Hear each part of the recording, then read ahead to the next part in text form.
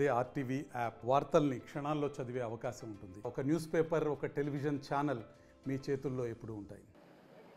MLC Duvvada Srinivas ప్రస్తుతం మనతో ఉన్నారు, మాట్లాడదాం. సార్, గెలుపు తర్వాత ప్రజా నిర్ణయం తర్వాత ఈరోజు జగన్ గారు అసెంబ్లీకి వచ్చారు, ఏం చెప్తారు? ఎంపీసీ బైపీసీ విద్యార్థులకి ఒక వరం CA CMA కోర్సులు. CA CMA చదివే విద్యార్థుల్లో 40% మంది ఎంపీసీ మరియు బైపీసీ విద్యార్థులే. Master minds. ఈరోజు ప్రమాణ స్వీకారం చేయాలి. ప్రమాణ స్వీకారం చేయడానికి సార్ అసెంబ్లీకి రావడం జరిగింది. సార్ వస్తున్నటువంటి సందర్భంగా ఎమ్మెల్సీలందరం కూడా, అలాగే ఎమ్మెల్యేలందరం కూడా వారితో పాటు వచ్చాం. పెద్దిరెడ్డి రామచంద్రారెడ్డి గారిది కూడా ఇప్పుడే అయింది. అందరు ఎమ్మెల్యేలు కూడా ప్రమాణ స్వీకారం పూర్తయిన తర్వాత బయలుదేరి వెళ్తున్నాం. సార్, అంటే మొన్న మీతో జగన్ గారు ప్రత్యేకంగా మాట్లాడారు. మండలిలో ఎలా వ్యవహరించాలని దానికి సంబంధించిన ఏమన్నా చెప్పారా, ఆదేశాలు ఇచ్చారా? మండలి మీద ప్రత్యేక వ్యూహం చేస్తాం. ప్రభుత్వం ఇచ్చినటువంటి దానిది కూడా చూడాలి.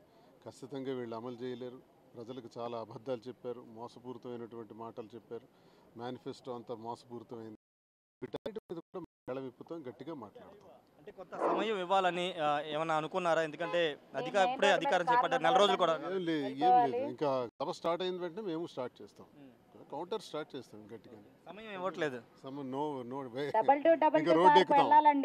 అంటే జగన్ గారు ఏదైనా పాదయాత్ర ఏమైనా చేసే అవకాశం ఉందా సార్? త్వరలో అన్ని ఉంటాయి, పబ్లిక్ లో త్వరలో అన్ని ఉంటాయని దువ్వాడ శ్రీనివాస్ అయితే చెప్తున్నారు. ఎమ్మెల్సీలో మండలిలో తమ వ్యూహాలు తమకున్నాయని చెప్తున్నారు.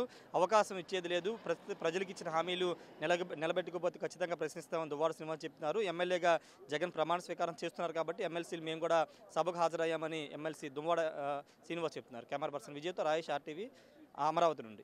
మరిన్ని వీడియోస్ కోసం ఛానల్ ని సబ్స్క్రైబ్ చేయండి. లేటెస్ట్ అప్డేట్స్ కోసం వాట్సాప్ ఛానల్ ని ఫాలో చేయండి. అండ్ లింక్ డిస్క్రిప్షన్ లో ఉంది.